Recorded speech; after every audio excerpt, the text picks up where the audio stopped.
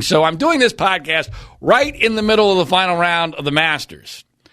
A lesser man would have just said, screw the whole thing, but I'm not a lesser man, for better or for worse. So we're doing both podcasts today. If you're interested in the latest Trump news, please go to, you can go to freespeechbroadcasting.com and check out Individual One, the Individual One podcast. But the Individual One podcast is all about the presidency of Donald J. Trump. The World According to Zig podcast is pretty much everything else that happens in my world and things that I'm interested in.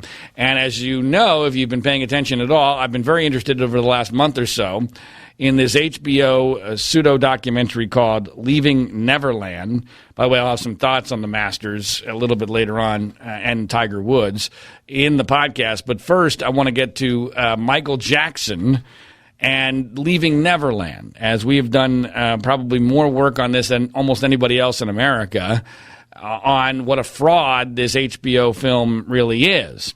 And I've mentioned previously that in Great Britain, there's a British investigative journalist by the name of Charles Thompson, who is basically a kindred spirit to John Ziegler in almost every way, but specifically with regard to Leaving Neverland and the media's horrendous, dreadful handling of it. And so I asked Charles to come on the program, and he has graciously agreed to do so. And he joins us from just outside of London. Charles Thompson, welcome to the podcast. Thanks for having me. Thanks for being with us. And I've admired your work from afar, not just on the Jackson case, but on the media in general. And so why don't we start there? Give us a sense of your extensive background as quickly as you can on the Jackson case, as well as on other child sex abuse cases that you have investigated. Okay, so I currently work as the chief reporter at a large newspaper series, a regional newspaper series in the UK called the Yellow Advertiser series, which runs across Essex and East London. So a large area. We put out a number of titles, do hundreds of thousands of papers a week. And part of my job at that newspaper series is investigative reporting and crime and court reporting. And so during my time there, I've covered a lot of cases, including child abuse cases, including child murders. And my background on the Michael Jackson case precedes that. Before I was working in the regional press, I was a freelance writer, and I kind of made my name in the Michael Jackson world in 2010 on the 5th anniversary of the verdict in Michael Jackson's trial. What I did was I spent a couple of months reading or rereading the trial transcripts and then comparing them to newspaper and TV archives. So I was looking at what the testimony was on particular days compared to the way that testimony was reported by the media. And then I wrote an article for Huffington Post, which was all about that discrepancy and how the media's coverage was really inaccurate and incredibly biased. Now, to be clear, because I get this myself whenever you're a contrarian voice, especially on a case involving child sex abuse, people think you're somehow a child sex abuse enabler or something even worse than that. But you're exactly the opposite. In fact, you've been honored for your work in other child sex abuse cases. So give us a sense of how the Michael Jackson case compares to other cases you have covered with regard to specifically the lack of evidence against him. Well, I mean, the main difference is, and it stems in large part from who Michael Jackson is, but in any other case that I've ever covered, you've not had a huge multi-million-dollar motive to lie. So in the Michael Jackson case, there has never, ever been an accuser who has just gone to the police, walked into a police station or made a phone call to the police and said, "Hi, I was abused and I want to report it," and has then cooperated with the police and given a consistent and coherent version of events. That's literally never happened. Every single accuser of Michael Jackson has always had an enormous financial motive and has always gone on to completely discredit themselves, contradict other people, keep changing their stories, get caught in blatant lies and perjury. There's never been an accuser against Michael Jackson who has actually withstood scrutiny. And, you know, it's not, because sometimes people say, oh, well, that's just because Michael Jackson had the resources to pay for fantastic lawyers. But if you look at, for instance, the recent documentary, a lot of the discrepancies in that documentary didn't need highfalutin lawyers to point them out. It was Michael Jackson's fans who were just finding massive, glaring inaccuracies and lies in this documentary, which the supposed professional journalists who made the documentary somehow managed to miss. That's all very well said, but I want to make sure that we make clear about one point. The scenario that you outlined there of an abused person going to the police and saying, "Hey, look, this happened to me," the other side would say, "Well, my gosh, we can't expect that to happen." The reality is that does occasionally happen, and these cases often have real hard evidence, do they not? Well, for sure. I would say in most cases, abuse only comes to light because somebody decides to report it. But the point I'm really making is that these people were presented with a choice of seeking justice or seeking money, and they have invariably sought money. So the Chandler case was deliberately set up to coincide exactly with a civil suit. Then there was the Arvizo case where the mother tried to get a civil lawyer and failed and only went to the police when the civil lawyer said, "You need a conviction before we represent you." And then you've got Wade Robson and Jimmy Safechuck who go straight to a civil lawyer. So in Michael Jackson's case, even those who choose to disclose, they do not go to the police and say, "I want to disclose abuse." They go running to a lawyer and say, "I want millions of dollars." But yeah, I mean, in many cases, there is hard evidence. There will be forensic evidence, or there will be corroborative witnesses, or the abuse will be reported and be made public, and then you'll get a flood of other victims come forward. And in Michael Jackson's case, none of this is true. It's all completely contrary to a traditional case. So, Charles, let's talk specifically about James Safechuck and Wade Robson. They're the stars of this HBO, quote-unquote, documentary, Leaving Neverland, that both of us have been talking an awful lot about over the last several weeks. How sure are you that they are not telling the truth in that movie?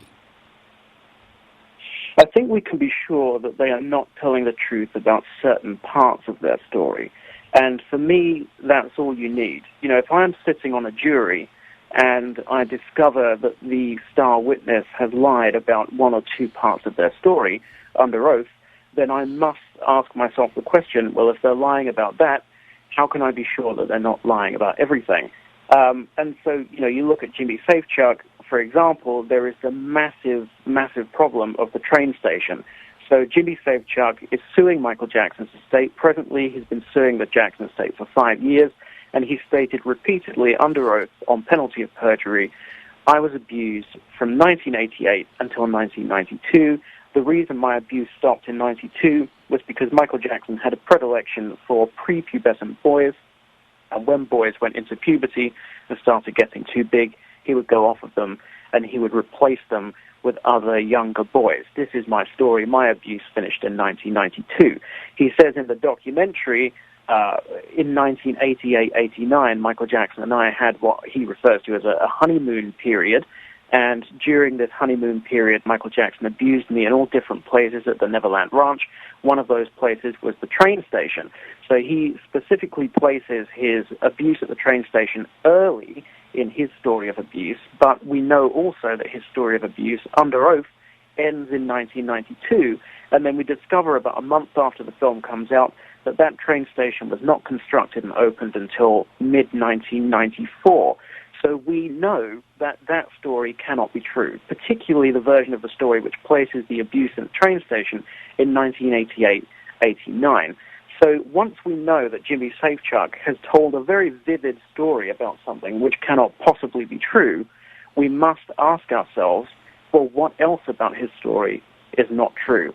And if you can't trust that particular part of the story, then how can you trust anything else he's saying? If you're sitting on a jury, you can't convict. You can't convict based on this guy's testimony because you know that at least some of his testimony is perjured. So this is a catastrophic problem. And you've got Oprah Winfrey this week on TV saying, basically dismissing a 6-year discrepancy in the timeline where he's saying it happened in 88, 89, and we know that it can't have happened, if it ever did happen, until at least mid-1994. That's a huge discrepancy in the timeline, and you've got Oprah Winfrey dismissing it as, oh, just because they can't remember if it was on a Wednesday or a Thursday, that doesn't mean they're not telling the truth. You know, it's a catastrophic problem in the Safe Chuck allegations, and my position is, if he's not telling the truth about the train station, I cannot invest in anything else that he's telling me. I agree with you, although unfortunately the media certainly doesn't look at it that way. And taking what Oprah said to Trevor Noah on a comedy show here in America this week, she took the tack that I had predicted originally that Dan Reed, the director of the film, would take, which is the normal way that everything that an alleged victim of child sex abuse says is excused, regardless of how absurd at times it can be, by simply blaming the trauma, not wanting to get into the details, and saying that the bigger picture is what really matters. She took that tack knowing that, especially coming from Oprah, who is seen as royalty in this country, that wouldn't be questioned. I was stunned that Dan Reed wasn't smart enough to go down that road, and he actually acknowledged that yes, the date of the abuse was wrong, but we now know that he was really abused much later than we previously thought, which of course blows up his entire narrative. Did you share my shock and confusion over the way Dan Reed handled this in comparison to Oprah Winfrey? Yeah, I mean, well, basically, Dan Reed's response to the discrepancy in the timeline was to accuse his own star witness of perjury, because we know that James Safechuck has signed at least 2 sworn declarations which end with the line, "I signed this statement under penalty of perjury," where he says that he was never abused after 1992. So for Dan Reed to kind of just fire off a tweet off the cuff where he says, well, no, James was abused after the train station was constructed, well, that means he's accusing his own star witness of perjury. So that was a very bizarre response. But I think Dan Reed's entire response to the criticism of the documentary has been quite bizarre, to be honest. He's effectively engaged in a campaign of online trolling, getting into quite petty tit-for-tat arguments and back and forths with fans. And he's not behaved particularly professionally, in my opinion. But then again, I don't think that the documentary was a particularly professional job either. What do you make of him in general? You and I have communicated via direct message on Twitter about him. I'm curious, what do you? And you asked me, what do I make of him? And I think he's not very bright. He's arrogant, and he's invested in a myth. What is your take on Dan Reed? Well, this is a guy who's won BAFTA awards, so you would think that he's quite a serious journalist, but I mean, my only experience of Dan Reed is through this documentary and the way he's promoted it and the way he's reacted to the criticism of it, and it's left me agog, really. I just can't believe sometimes the things he says, the things he tweets. It's very bizarre. I just can't work him out, really. The question I was asking you was, I think, do you think he knows how crazy some of what he's tweeting sounds? Like the Safechuck thing, where he basically responded to criticism of his own documentary by throwing his star witness under a bus and saying, well, it's not my fault, it's because the guy at the center of my film is a perjurer. I mean, what crazy thing to do. He could have just said nothing. It's actually even worse than Charles. It's actually even worse than that. He blows apart not just his star witness's credibility and accuses him of perjury. He blows apart the entire narrative of the film, which is that Michael Jackson moves on from one boy to the next once they hit puberty, because now Safechuck's 16 or 17 years old and larger than Michael Jackson. Photos prove this. So it's even stranger than that. And part of what I'm a little frustrated by, Charles, and there's a lot of things about this case that frustrate me, I'm wondering if in getting into the details, we haven't played into their game. on this because, frankly, yeah, the Safe Chuck thing is huge with the train station, and there's similar situations with regard to Robson, and also there's the issue of whether or not Safe Chuck lied about whether or not Michael Jackson would have called him in 2005 to testify at his trial, which we know is absurd because the judge had already ruled he wasn't allowed into the trial. So there's all sorts of other things. But to me, Charles, aren't we playing into their game by even accepting the premise of the film, which is that somehow these guys could wait until middle age after making all sorts of positive statements and actions towards Michael Jackson for many, many years, even after he's dead, and then suddenly come forward with uncorroborated stories seeking millions and millions of dollars and have that be taken seriously? Do you see where I'm going with that? Yeah, I mean, when you start getting into the detail, what you do then is you're kind of ignoring the base bizarreness of the story. I agree. So, even at its very core, you have two men who have previously testified under oath, one of them on multiple occasions, under intense prosecutorial cross-examination, and has maintained for 20 years a consistent story about Michael Jackson being innocent, and then they come forward and completely change their story. Now, that in itself is discrediting. Just the fact that they've told one story under oath, and then they've told another story under oath, that is discrediting in and of itself. And then you start getting involved in the detail, and sometimes people can shoot down the detail. They can go, oh, well, that's just trauma, that's, as you said. But even at its very core, this is an essentially not believable story, that these two guys would consistently insist that Michael Jackson was innocent, and then suddenly would only remember that he was actually guilty after all when they both hit financial problems and decide they want to sue his estate. That in and of itself is discrediting. Not to mention, there's so many. One of the biggest problems we have is there's so much information on our side. It takes too long to get to it all, and invariably you forget some of it. But for instance, just the notion that the other part of the narrative of this film is that they didn't know they were abused until much later on in life because the whole thing was so pleasurable. I mean, to me, this is a pro-pedophilia movie, something that the media has largely, if not totally, ignored because it's inconvenient for them. What do you make of that angle? Certainly, as somebody that works with abuse victims and who is currently in the middle of a years-long historic abuse investigation, I have been very disturbed by some of the comments that Dan Reed has made in interviews.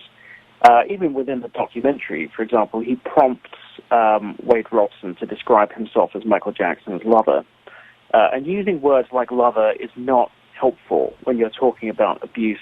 He talks about the boys having sex with Michael Jackson. He talks about them being involved in a pleasurable, romantic, emotionally and sexually fulfilling relationship. He gave an interview to the LA Times where he said words to the effect of, the truth is, and we need to just accept it, that a 10-year-old boy was involved in an emotionally and sexually fulfilling relationship with an adult man, and he enjoyed it. Now, that is an extremely bizarre thing to say, and I was quite alarmed and disturbed by that. It kind of has, it kind of reminds me a little bit of the Victor Gutierrez book from the 90s, Michael Jackson Was My Lover, which had a thank you in the back to Nambla.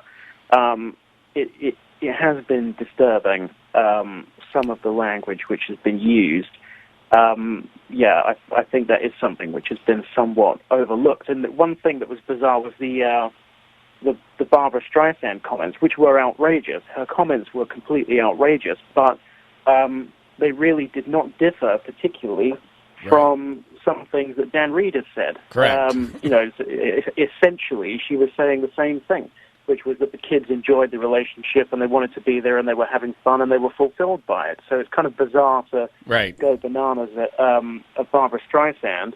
Right. When Dan Reed is saying the same thing. No, and I said that at the time, and it's also important to point out, both of these guys are exceedingly heterosexual, which any heterosexual man will tell you that regardless of what age it is, that whole concept is just impossible. And not to mention, exceedingly disturbing, as you already described it. Along those lines, I'm not sure you're aware of this because I wasn't aware of it until yesterday. Dan Reed apparently gave an interview where he acknowledged he had to reshoot Wade Robson's abuse story because supposedly, and I don't buy this, one of his cameras broke and somehow, I don't even know how that would have mattered because apparently they were using two cameras, so he still would have had the footage. This is a documentary, not supposed to be a fictional feature film where you shoot over and over again until you get the take that you like. But that he, on a completely separate day, because of allegedly this camera breaking, he acknowledges this in an interview. He has Robson retell his entire abuse story. Now, if this abuse was real, that would be enormously traumatic and highly inappropriate, especially for a documentary. Would it not be? Well, I mean, I've dealt extensively over the last few years with abuse survivors, and I know that from my own experience that getting them to talk about what happened to them is, in my experience, always extremely challenging. They always it's not something you want to revisit and that you want to relive. And effectively, when you ask somebody to retell their story, you are asking them to relive it. And so you'll find that they're extremely hesitant to tell you the story even once. As it can take multiple appointments because they'll cancel appointments because they just say, look, I can't do it today, I just can't face it. And so, it is strange to me that you could ask somebody to do it twice in a row. But maybe this is a story which has been told to kind of explain away, because if you looked at the live tweeting, I was watching the live tweeting when the documentary was first aired in the UK, and it was striking to me the proportion of people who were watching it who were saying, this just looks to me like hammy acting. There were huge amounts of people that were not buying it, and not just Michael Jackson fans, who were just average members of the public. So maybe this is a story which is being circulated to try and explain away why some of the footage looked to the general public like hammy acting. Maybe it's, that's just because my camera broke, so I made him do it all again. But yeah, I mean, it's not my experience that you can typically get an abuse survivor to sit down in front of a camera for 8 hours, 2 days in a row and tell the same story. They just don't. Maybe it's true. It's obviously possible, but it does not chime with my own experience. There's a lot of ways to attack these kind of stories, and I personally believe, Charles, that the other side is using Leaving Neverland almost as a test case to see what they can get away with when it comes to forcing people to believe whatever accusers say. Let me ask you about that specifically before I get to something specific that I wanted to ask you about. What do you make of that theory that I'm not even sure Oprah Winfrey really believes these guys are telling the truth, but she believes in the issue, the larger issue, so strongly that she believes that if these guys are believed, then it will make sure that everyone in the future must be believed, because if you believe these guys, you will believe anyone. And that's what they see Robson and Safechuck as effectively doing something for the greater good, even though they might be lying, that they're doing something for the greater good of believing all sex abuse victims, because if their story is believed, everyone's believed, and it's impossible to discredit anyone. What do you make of that? I kind of subscribe to that, but not quite coming at it from the same angle as you. I do believe that there are huge portions, huge amounts of people in the press who do not believe these allegations, but who nonetheless promote and support them. I don't necessarily think they're doing it because they have a personal issue where they want to promote the belief of victims. I think a lot of it comes from external pressure in terms of what happens to somebody if they question an alleged victim. So, within the culture of Me Too, for example, anybody who questions any allegation, no matter how many issues there are with that allegation and how dubious it is and how contradictory and constantly changing it is, anybody who questions an allegation is immediately set upon by a social media lynch mob which demands that they lose their job. It demands that they apologize. It encourages hundreds or thousands of people to spam them with attacks on the internet. It's an extremely hostile environment for anybody who asks a question about an allegation. So what it's effectively doing is it's subverting the whole practice of journalism, because the whole job of a journalist is to take an allegation and interrogate that allegation, go away and seek evidence and seek either corroboration or discrepancies, and then put that allegation really under a microscope and test it and see whether it holds weight. And what you have at the moment is a media which is completely terrified of doing that, because the moment they do that, the moment they even ask the question, they are accused of victim blaming, they're accused of being a pedophile sympathizer or a rape sympathizer, or they're accused of gaslighting victims. So you can't really, as a journalist, it's very difficult at the moment to do your job in an ethical and professional way, because the moment you take an ethical and even approach, you are attacked as some sort of bigot or worse, as like a villain or a criminal. Worse. Yeah, Trust me, I know this firsthand, and I'm sure you do as well. Before we talk a little bit more about the media, which is clearly a huge part of this, and you and I share a lot of the same beliefs about how and why the media is broken, I want to ask you about something about Wade Robson that I think is being missed. There's so many problems with Wade Robson's story, but I've learned, having dealt with these kinds of stories, that details, unfortunately, don't matter. Facts don't matter. Logic doesn't matter. And so I've tried to look at things a little bit differently and get out of the actual abuse story to figure out a way to show people, wait a minute, this doesn't make any sense. And I'm wondering whether or not you agree with me that there's something about that Wade Robson has done and said that I think proves my point. And that is this. Even as Wade Robson was becoming a victim in 2011, 12, finally in 2013, he comes forward on the Today Show here in America. He said numerous times when asked about Michael Jackson that he did not want to be as famous as Michael Jackson because he saw firsthand what being famous had done to him. And to me, the only way to interpret that, as a guy who was the star witness at his criminal trial and who lived through the original allegations in 1993-94, was dating Michael Jackson's niece at that time. This is clear. He's been asked about it dozens and dozens and dozens of times. The only way for me to logically interpret that is that part of why he didn't want to be Michael Jackson is that he saw Jackson being the victim of false allegations of abuse. What do you make of that?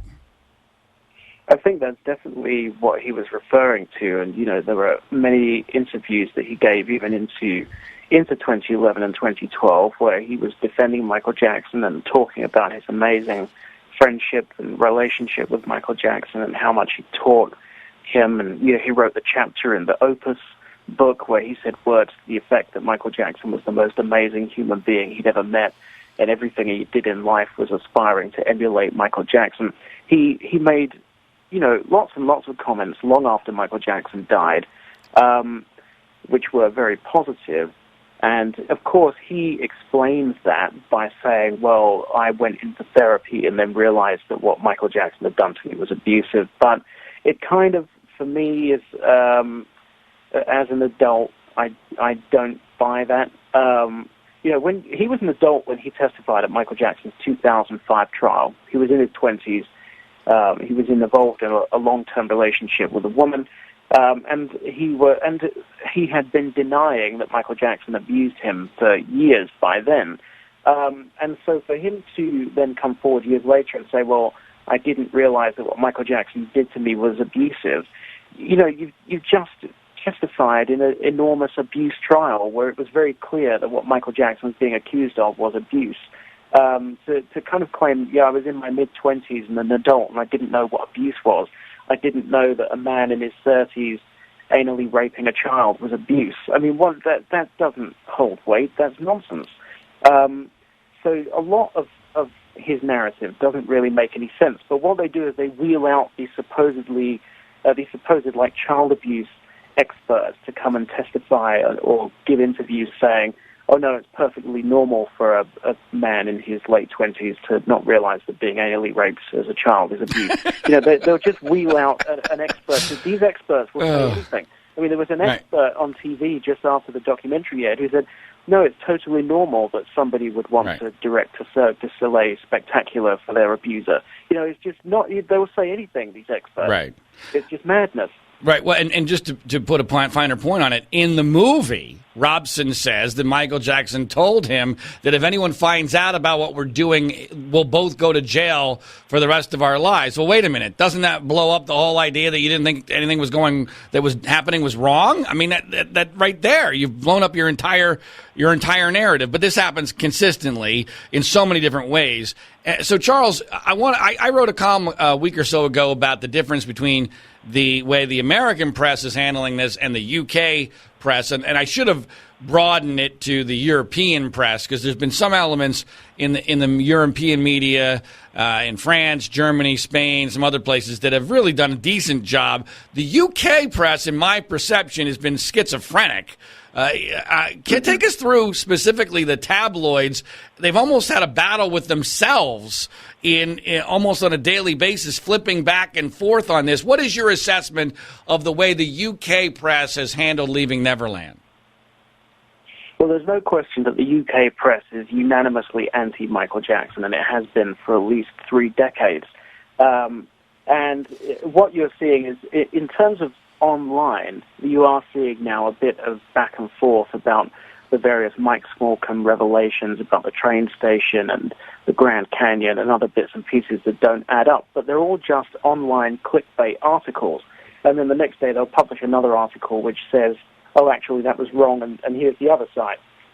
So it's all about just generating a story every day that people can click on.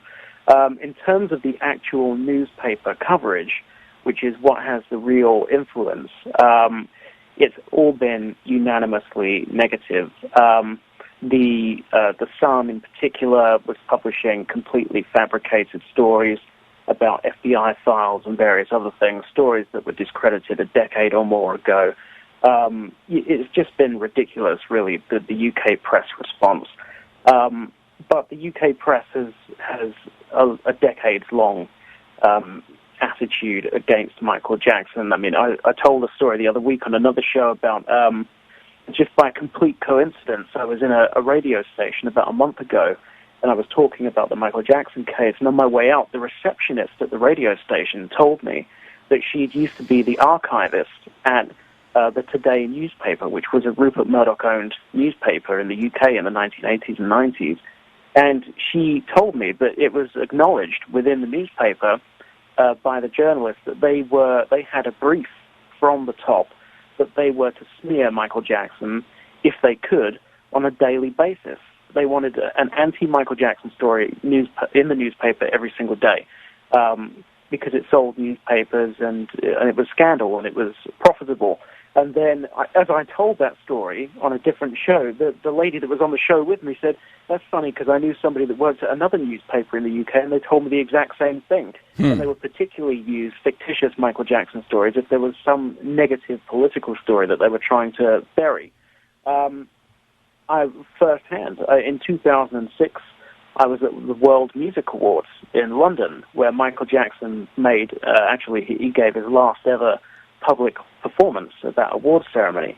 And I've seen everybody. I've seen Prince, I've seen Madonna, Stevie Wonder, George Michael, Rolling Stones.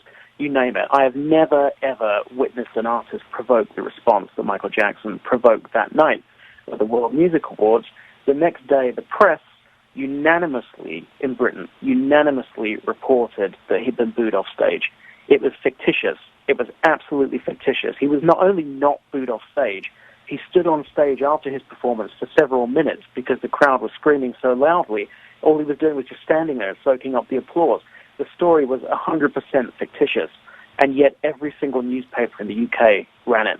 It was really disturbing. It almost put me off of going into journalism, actually, because I was only about 18 at the time, and I was just watching and thinking, how the hell has that happened? How can that happen, that every newspaper in the UK can jointly run a story which I know to be fictitious?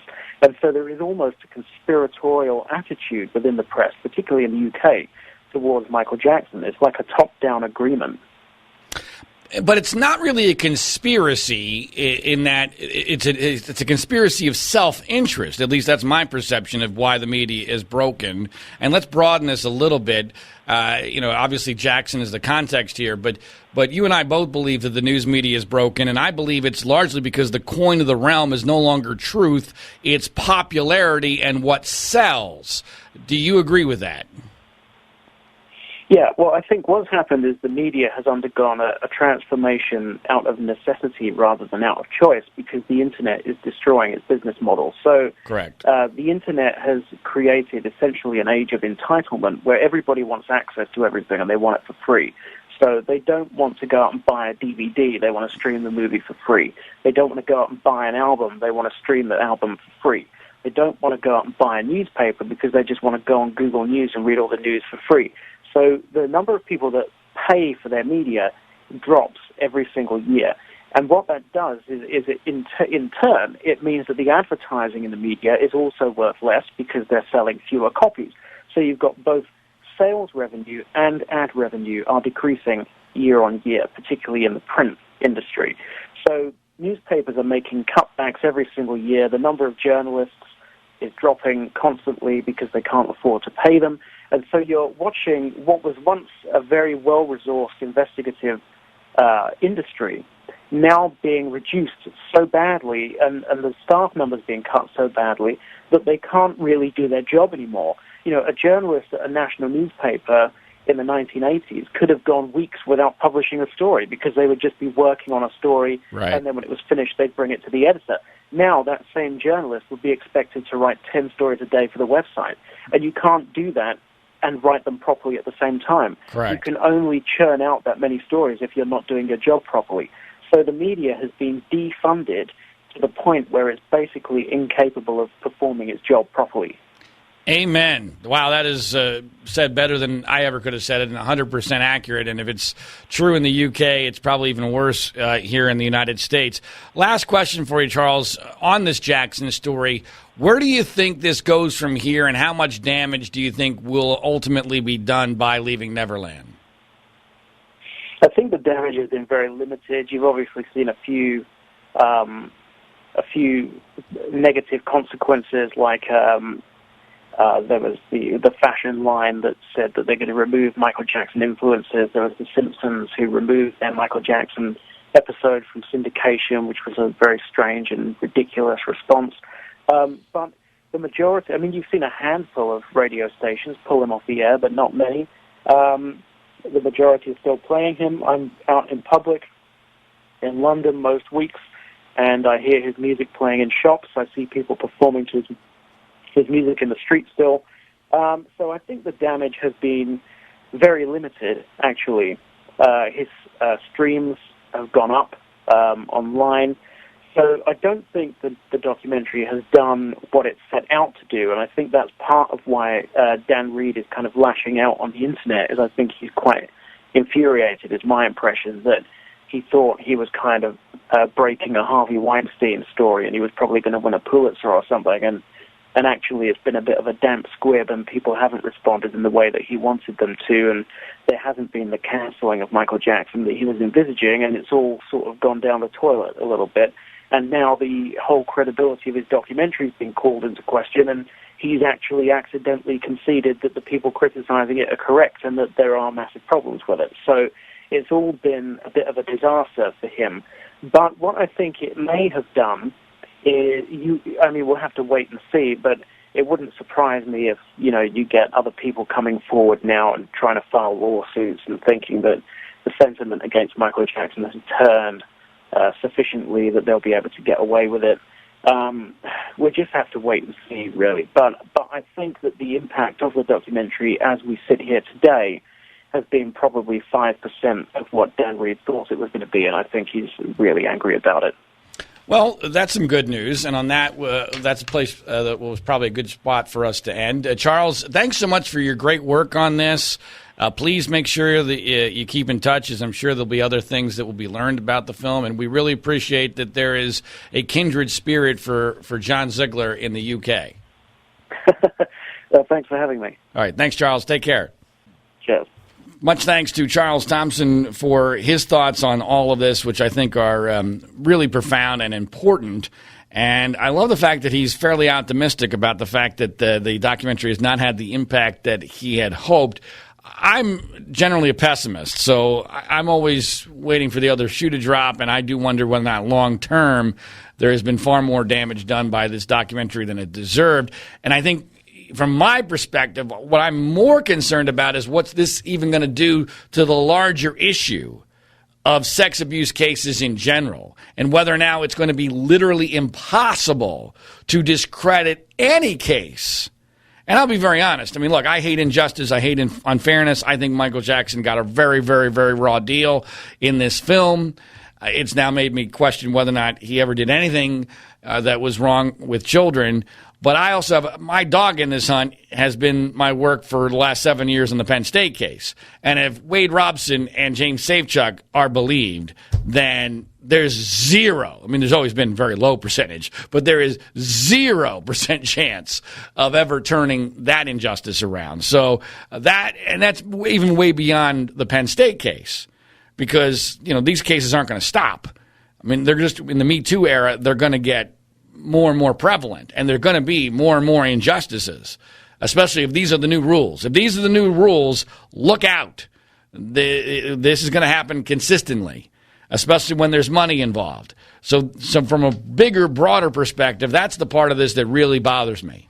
I don't want to see Michael Jackson destroyed over something he didn't do, but I also don't want these to be the new rules for evaluating child sex abuse or any kind of abuse allegations. Because if we believe James Safechuck and Wade Robson, and I agree with Charles that a lot of people in the media don't actually believe them, but they don't have the guts to go against them, then anybody will be believed, no matter how ridiculous the claim. Because these claims are the most easily discredited in a logical world that I've ever seen in my life.